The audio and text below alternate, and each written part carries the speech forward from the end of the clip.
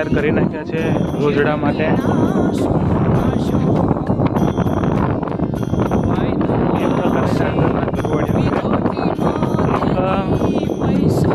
શ્રી 101 અને બીજી ખુશ્બુ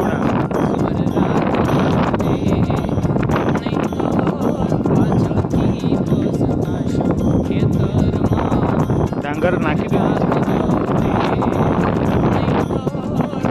અને આ પાણી ચાલુ કર્યું છે।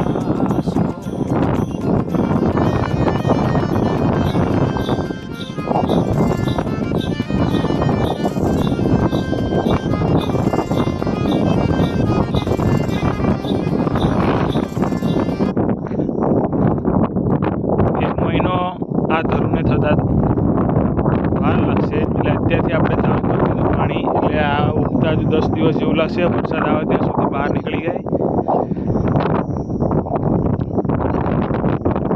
આમાં ખુશ્બુ ડાંગર નાખ્યું છે